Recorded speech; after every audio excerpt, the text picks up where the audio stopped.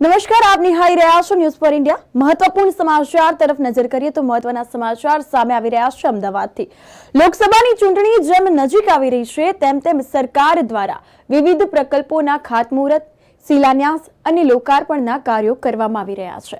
અમદાવાદની વાત કરીએ તો અમદાવાદમાં વાડજ વિસ્તાર ખાતે આવેલી મિર્ચી ગ્રાઉન્ડ ખાતે કેન્દ્રીય ગૃહમંત્રી અમિત શાહે કુલ 1950 કરોડના વિવિધ પ્રજાલક્ષી વિકાસના પ્રકલ્પોના લોકાર્પણ, ખાતમુહૂર્ત અને આવાસોનો ડ્રો કર્યો હતો, જેમાં તેમણે શિક્ષણ, આરોગ્ય, ઇન્ફ્રાસ્ટ્રક્ચર વગેરેનો ખાસ ઉલ્લેખ કર્યો હતો।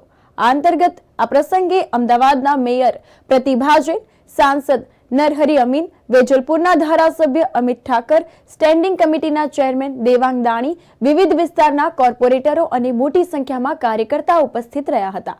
આ લોકાર્પણ પહેલા કાર્યક્રમની શરૂઆતમાં જાણીતા લોક સાહિત્યકાર પંકજ દવે અને તેમના ગ્રુપે ગુજરાતી લોક ડાયરાની રમઝટ બોલાવી હતી। મિત્રો, આજે લગભગ અમદાવાદ શહેરમાં ગાંધીનગર અને અમદાવાદની બાકી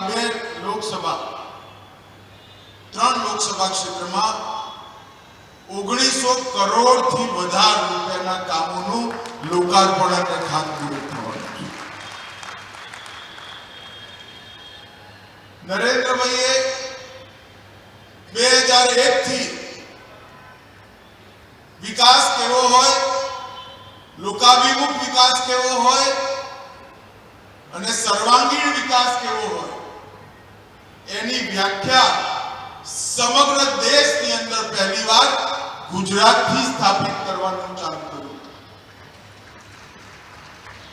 અને નરેન્દ્રભાઈએ ચાલુ કરેલી આ યાત્રા ચાહે ગુજરાત સરકાર હોય, અમદાવાદ મ્યુનિસિપલ કોર્પોરેશન હોય, અવિરત રૂપે અત્યાર સુધી ચાલતી રહી। હમણાં નરેન્દ્રભાઈએ ગુજરાતની અંદર એક સાથે 1.25 લાખ ઘરોના નિર્માણ થયેલા ઘરોની ચાવી આપવાનો કાર્યક્રમ એક જ દિવસે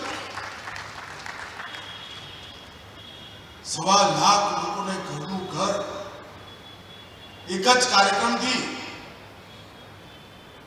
જ્યારે કોંગ્રેસીઓની સરકાર હતી ને ત્યારે 100 ફ્લેટ આપે તો એ 10,000 ની ભીડ ભેગી કરતા હતા।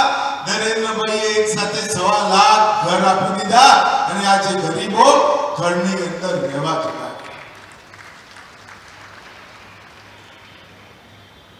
વિકાસની એક નવી કલ્પના નરેન્દ્રભાઈએ ગુજરાતથી પ્રસ્થાપિત કરી અને એ જ ગુજરાત મોડેલના આધાર પર દેશની જનતાએ નરેન્દ્રભાઈને દેશનું સુકાન આપ્યું, દેશના વડાપ્રધાન બનાવ્યા અને 10 જ વર્ષની અંદર સમગ્ર દેશને હરેક ક્ષેત્રની અંદર કઈ રીતે ઊંચાઈઓ પર લઈ જાઓ